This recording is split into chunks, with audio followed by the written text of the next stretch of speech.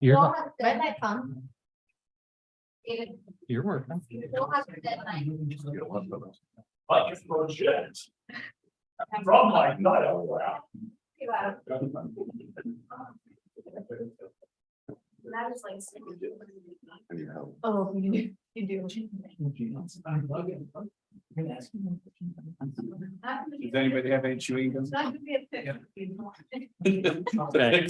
Are we ready?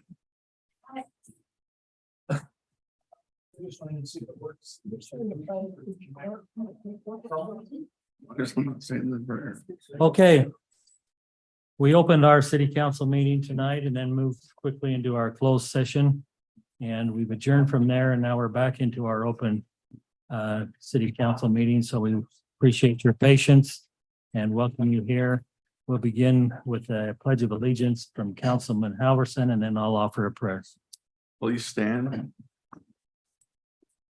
Yeah, me. I pledge allegiance to the flag of the United States of America and to the republic for which it stands, one nation, under God, indivisible, with liberty and justice for all.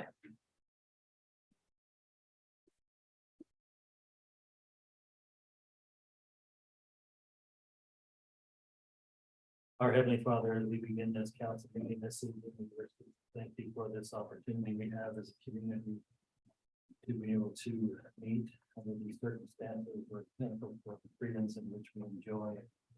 Thankful for our city in which we live. Pray that thou wilt bless us and bless our city. We will be prosperous and we will be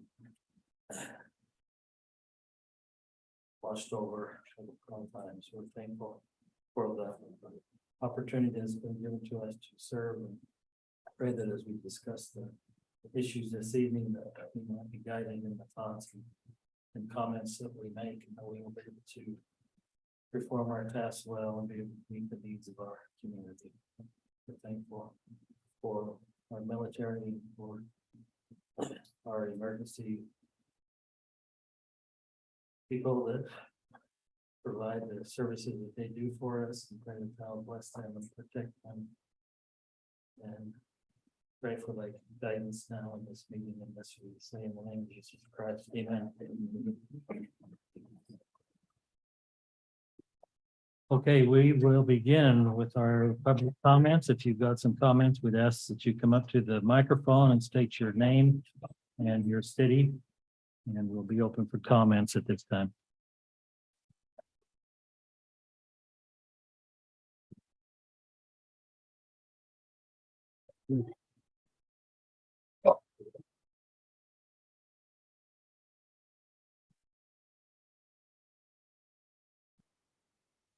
Paul Sturm, South Weber City. My public comments tonight are on the agenda, action item number 10, which has to do with the Riverwood subdivision. The comment has to do with page 89 of 126, which is a map portraying the proposed development. And I've included a copy of that map on the following page.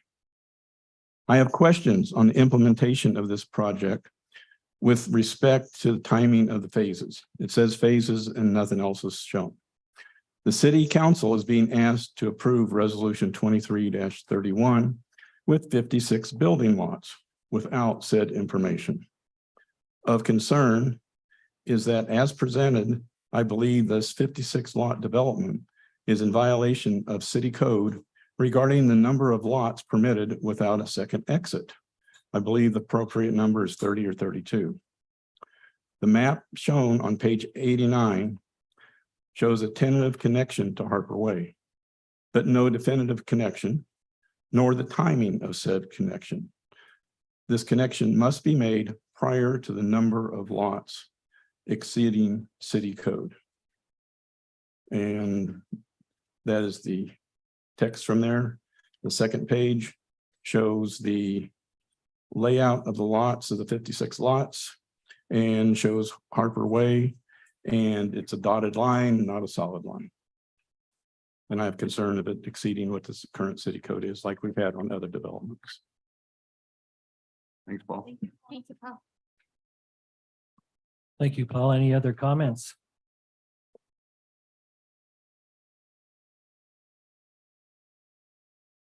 Okay, we'll move on with the presentation. We've got a presentation from the Utah Health Wellbeing Project Survey Report. I believe we have Dr. Courtney Flint here. We'll ask her to come up. Hello, yes, I'm Dr. Courtney Flint from Utah State University. It's really nice to see you and be with you here tonight. Grateful to have South Weber City as a partner on the Utah Wellbeing Project. So I'll just present a few findings for you today. If you could just jump right up to the beginning slide. That'll be great. Yes, so I'm in the Department of Environment and Society, and I've directed the Utah Wellbeing Project and have since 2018. And so it's been great we do this survey basically all over the state of Utah. And we took a pause in 2023 for the most part, except for Dave was very convincing that South Weber City was really interested in doing the survey. And we also had North Salt Lake do it this year. So we snuck 2 in here at the beginning of this year. Otherwise, we took a break for a variety of reasons. I'm not sure this is working. So if you could just go forward once. The project really exists to, serve out the land grant mission of Utah State University to help provide Utah City leaders with information on the well-being and other local perspectives of their residents, to help support planning processes and other decision-making. We do research on comparative well-being across communities, across the state. And increasingly, we are using the data to inform our collaborations with Utah Department of Health, Department of Transportation, the Huntsman Cancer Institute, Get Healthy Utah, and there's a lot more state level discussions around well-being and quality of life. And so we provide our data for those conversations. So the 2023 South Weber City report from the survey that we conducted in partnership with you is available online on our Utah Wellbeing Project website. And after we'll go through some of those results. If you have other questions, feel free to reach out to me. So we've had over 40 cities participate at some point in time since 2018. And last year in 2022, there were 33 cities. And then, as I mentioned, we added South Weber and North Salt Lake. Next slide. We work very hard to be transparent about who's participating and who is not. It's an online survey using Qualtrics. We do this at no costs to the city because it's a partnership. We want to keep the cost as low as possible.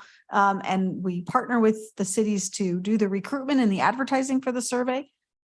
For South Weber City, we had 299 surveys that were completed sufficiently to be included in the analysis. We like to be really transparent about the demographics. So this was majority, it was a very much full-time residents. The average length of residence was just over 18 and a half years. 23% have lived here for 5 years or less. So we did get some of those newcomers as well as longstanding residents. The survey underrepresents males, those without a college degree, those who are unmarried, and those in that youngest adult age group. Very common for survey research. We were remarkably close on income here and also on race and ethnicity compared to other cities. So there really was pretty good cross coverage and representation, except for these common areas. Next. So if we get into the results a little bit, these are a little bit hard to see from a distance, but the 88% said a 4 or a 5 when we asked them how their overall personal well-being was on a 5-point scale. On average, that puts South Weber above average there. The Utah League of Cities and Towns organizes cities into 5 different caucus groups, with South Weber being in the rapid growth city category, and you fall above average in that group as well. There are other cities in your area that you'll be able to. We didn't run the analysis with the other cities from 2022, but I provided this as a backdrop for you so you can see a little bit where you stand. Next slide. And then in terms of thinking about well-being in South Weber, with all of the cities, the scores come down, but South Weber still stays above average on the community well-being score. And so that's good to see. Next slide. Then we ask the survey respondents to not only rate, but also tell us the importance of 10 different well-being domains. It allows us to put this matrix together. And if you just click once, you can see that these were the highest rated domains: physical health, living standards, safety and security, physical health, education, connection with nature, leisure time. Those are all above average in terms of the ratings of well-being. And then if you click again, you can see that the most important, and maybe one more time, the most important of these categories were mental health, safety and security, living standards, and physical health. And these are the top 4 in every city all across Utah consistently. And then one more click. And we have this red zone where we have categories that are quite important to people, but that are lower than average in terms of the rating. And local environmental quality falls close to this zone or just into this zone for South Weber. Next. We also ask questions about community action. To what degree do people take action together in response to local problems and opportunities? South Weber City scores really high here, in with other even more rural places than you are. So that was really nice to see, over 51% saying a 4 or 5 on this 5-point scale. And then if you click again, we also ask people, how connected do you feel to South Weber as a community? And you get a real distribution here of different perspectives, but we do also see South Weber coming in relatively high on this scale compared to other cities as well. That's a pretty good position to be in. Also something that we can watch over time. Go ahead and click one more time. So one of the things we've also learned about this community connection is that it's really pretty strongly correlated with well-being. The more connected people feel, the higher their well-being is overall. We also see that working on mental health and other domains as well. Those community connections seem to be really statistically significantly correlated with some of these other categories of well-being. We have put together a number of resources on our website. One of those is community connection, but amongst the other 7 elements are sort of areas here for resources for cities when they see these results and they think, what can we do to improve these community connections? We've provided you with some resources there. We've also asked about recreation activities, and you can see that this is a very active community in terms of gardening and enjoying wildlife and birds and so forth. And we can see that recreating in parks in the city recreation program participation are really strongly correlated with community connection. That recreating in the parks is correlated with personal and community well-being. Just enjoying wildlife and birds is connected, increases that sense of community connection as well. So these are really important pieces of information sometimes for recreation planning and so forth. Next slide. And then we ask about how different landscapes influence their well-being. This is really consistent across the cities in the Wasatch Front, that these natural landscapes are really positive. People feel that they very positively influence their well-being. When we get into the more developed and industrial landscapes, we get more of a mixed response. South Weber is particularly negative on that extractive industry. It's much stronger there than many other cities. And I'm sure this doesn't come as a big surprise to you. We also ask about population growth and economic development. And you do have the majority of folks saying population growth in South Weber is too fast, but much more of a mix in terms of the pace of economic development. And of course, we don't exactly know what people are thinking when they answer this question, but we do get some mixed perspectives here. And future surveys, we could dig into this a little deeper if you wanted. We look to the future and we see that concerns are high for air quality and water supply, amongst a number of other concerns that we list there in the survey, but those two really top out the scale. And then the next slide. We ask people, what do they value about living and working in South Weber? They love this, the friendly connections that they have, the small town feel. There's just pages of comments on that. They think it's a great location. They like the peace and the quiet. And then if you click one more time, then we ask if there are any additional comments about well-being, and we get positive and negative responses on some of these topics. Dave should have, if he hasn't shared it already, he can, the long list of raw comments. We don't edit them at all. We just share them with you. And there are a variety of comments across these various topics. And then last slide, we do very much appreciate your partnership. I'd be happy to answer any questions. Our next big survey effort will be next year, sometime between February and May of 2024. If that's too fast for you, we are going to go on an every 2-year cycle, which will allow us to avoid survey fatigue, really do some deep analyses, get the reporting done and so forth. If you want to do it again, we have done surveys every year in many cities, places like Draper. Layton's done it for the last couple of years, at yearly intervals. We can do that. We can talk a little bit more about whether this fits your needs. We're also happy to ask any specific questions unique to your city. If we can ask a few other additional questions, get you a little bit deeper on things that are very pertinent to your city, that's an option too. So I'd be happy to answer any questions quickly.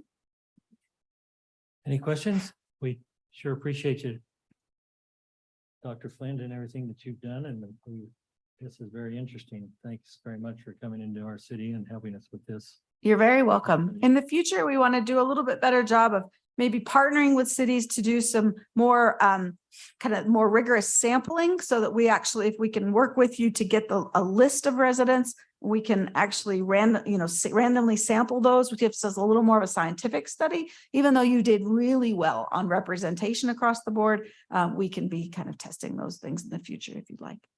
All right. Okay. Thanks. Thank you so much. Take care. Thank you. Thank you so much. Dear. Can I just make a comment to staff? Can we put this report on our city website? I think with 300 respondents, I'm sure they would like to see how it went. Thank you. Good idea. Yeah. Okay, our action items tonight for the consent agenda. We were going to approve the minutes from June 13th, June's checks, and May's budget to actuals. Is there any comments or discussions or changes that anyone has to the consent agenda? If not, then we'll look for a motion. I'll move to approve the consent agenda as presented. Seconded. We have a motion and a second. All in favor, say aye. Aye. Okay, item number 8. Resolution 2330, declare ambulance surplus. Any discussion on this resolution? I just appreciate the letter from Chief Tolman. I gave just a lot of good background since he couldn't be here, so that's it. I do have a couple of questions, and I don't know if there's anyone here to answer them. What does it mean that we're putting one of them on surplus now? I mean, I know that means that it can be sold, but how many ambulances right now do we have in town? Well, this is the one that we recently replaced. So this is the Okay. oldest one that has been sitting at the public workshop. If Uh-huh. you've driven by and seen the box Yeah. there that is old and being replaced. And so it's the third one of the ones we have right now, but it's not in service. And what do we do with it now that it's on surplus? We just put it up as an auction as is, or? Yep. We sell it and get whatever value we can out of it. Any other discussion? Seeing none, we'll ask for a motion then. Mayor, I'll move to approve resolution 2330, declare the ambulance surplus. I'll second. Okay, we have a motion and a second. We'll begin with the roll call vote from Councilman Dills. Aye. Aye. Aye. Aye. Aye. Okay, unanimous. Appreciate that. Motion carries. Okay. Item number 9 and item number 10. The developer has asked that these be continued. So we will not be discussing them tonight. They'll be continued to another date. So moving on to number 11, resolution 23-32, Peterson Farm Phase 2 plat amendment. Any discussion on this? Sorry, they didn't let you know that.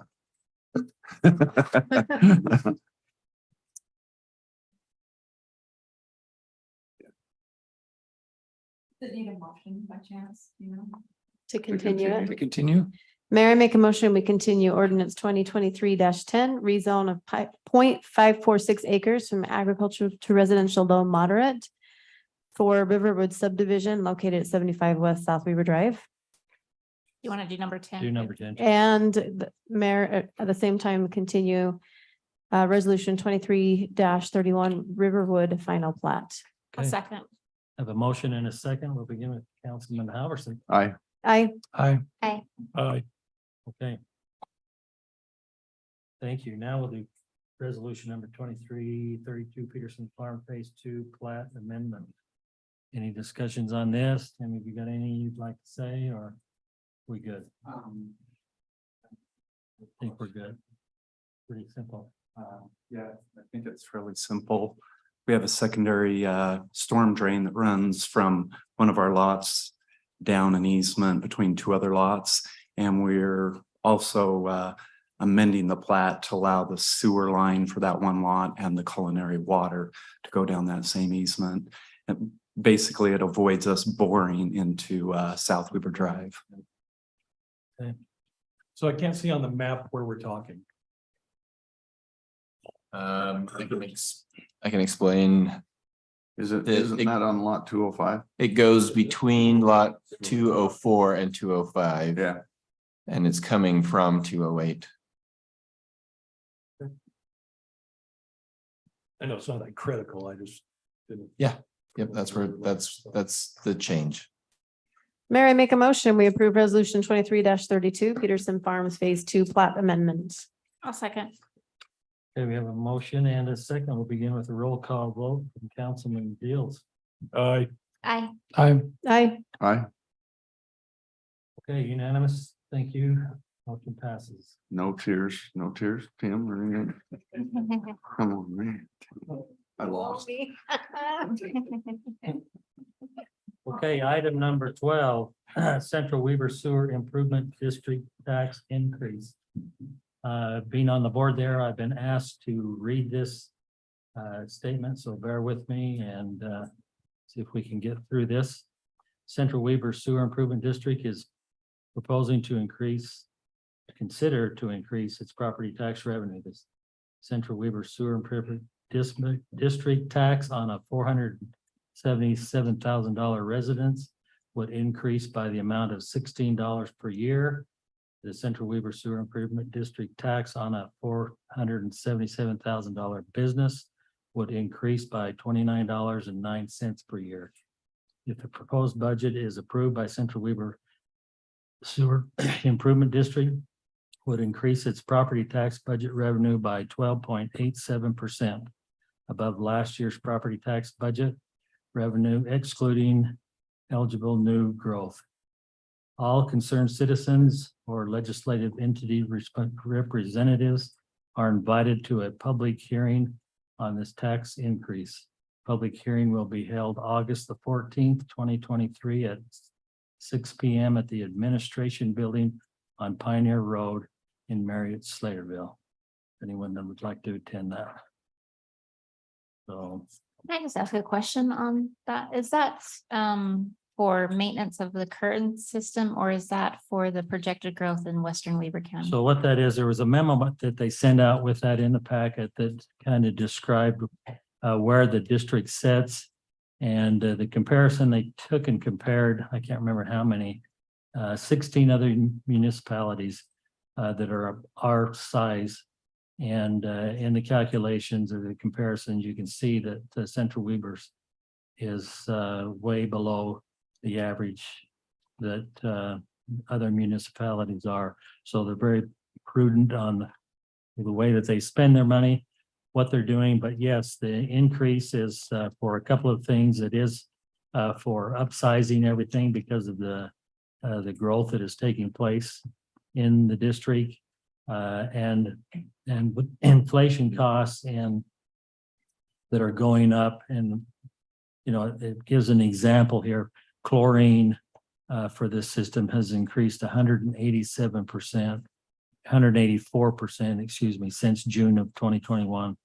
Natural gas has gone up 13.74%. So it is increased costs along with new improvements that they're doing. A lot of the new improvements that they're doing and very expensive ones are mandated by the federal government. And so that's where a lot of the costs are, but they are very wise on spending their money out there. And if you want to refer back to that, that would be good. It gives you an idea of what takes place. But just for example, they have 30.7 million gallons a day that goes through that. So that's a lot of sewage flow. So, but anyway, Great job. Thank you. that's pertains to that. So with that, we'll go move into our reports. Does anyone have any new business that they'd like to bring up or discuss this night? I have two things. Number one, of course, just want to express my sympathies, and I'm sure everybody else is here for the accident that happened and the death of the two Davis County Sheriff's officers. So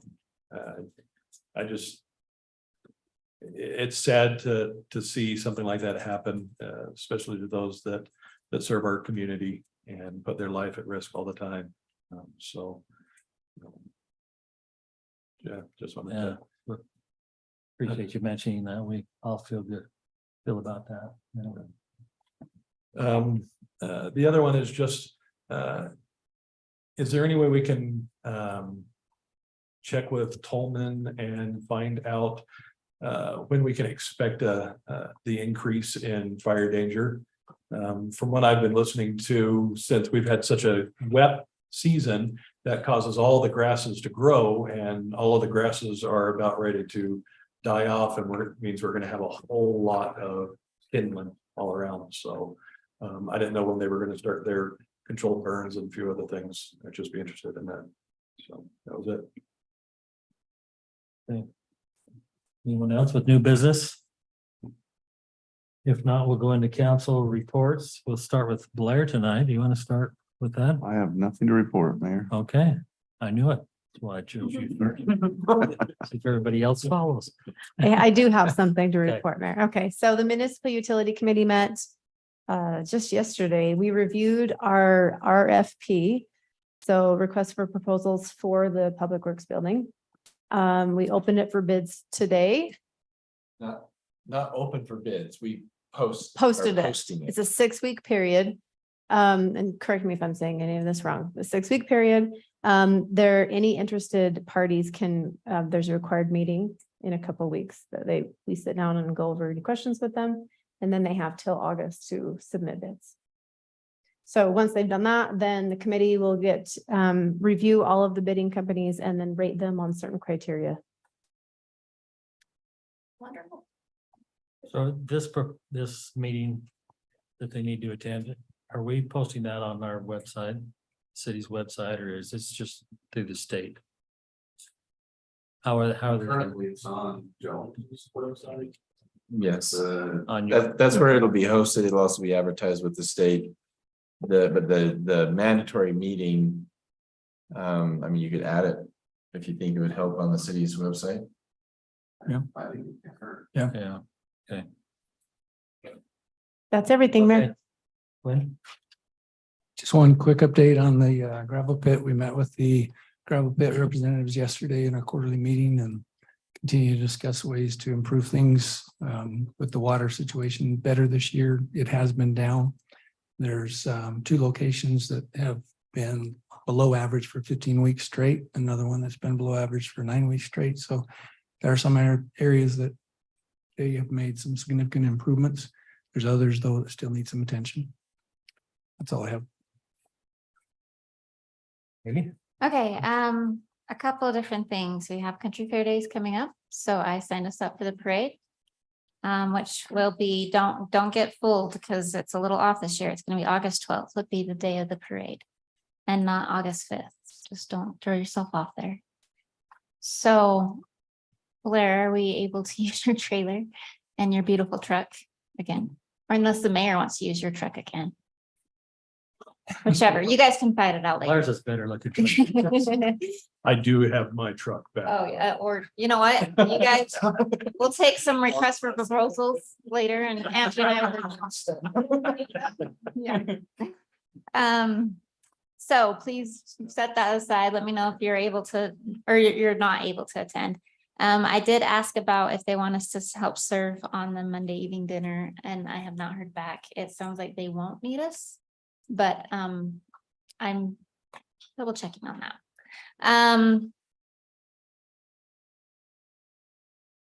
Sorry. We'll have to be there to help one way or another. I think so, yes. I thought there was something else on Country Fair Days that might come to me.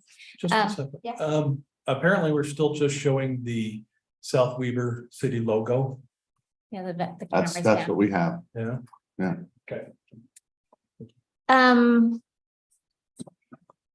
Code committee, we're able to discuss some more just concerns and some more ways to approach external ADUs. So we'll continue to be working on that. And then just some thoughts. Trevor disappeared. His name tag disappeared, so he disappeared too. We excused him. Weeks. Oh, I missed that. Blair and I Okay. said, see you later. All right, Shaylee, I was just thinking, can we post that survey online as well? On not online, on the face, on social media, that's my word I'm looking for. I was thinking, I went through all of those remarks, and there was gravel pits was obviously the number one thing, and it was seeming that there's still just a lot of, I wouldn't say misinformation, but just maybe some misunderstanding. And I was wondering if maybe it would be worthwhile to put something in the quarterly newsletter, maybe like an FAQ or a latest status. If you go through those remarks, you can see what questions people have. And I'm wondering if that might be the best way to help people understand the situation we're up against.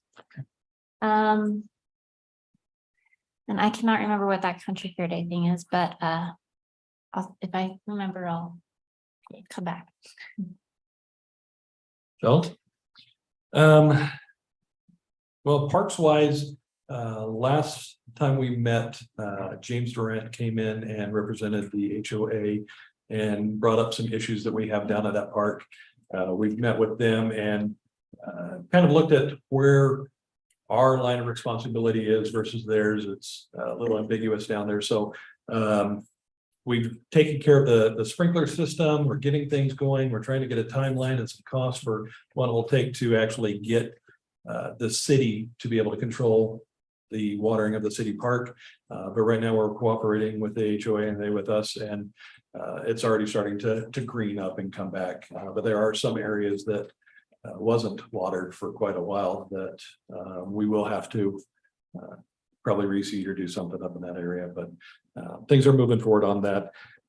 And recreation wise, our summer sports has been fantastic. We've had huge representation. We've got all of the people coming in and enjoying it. I mean, these have all just been, really good sports and a lot of participation in it. And of course, pickleball is still going on and everybody's favorites. So we hope to have some more adult games this winter, but it's going to see on what kind of participation we're going to get. So that was it. I remembered. Okay. It wasn't Country Fair Days at all. It was our wonderful, we have our concert in the park coming up this month, but I also just wanted to applaud staff for their Parks and Rec month and their fun little promotions that they're doing. I love that idea.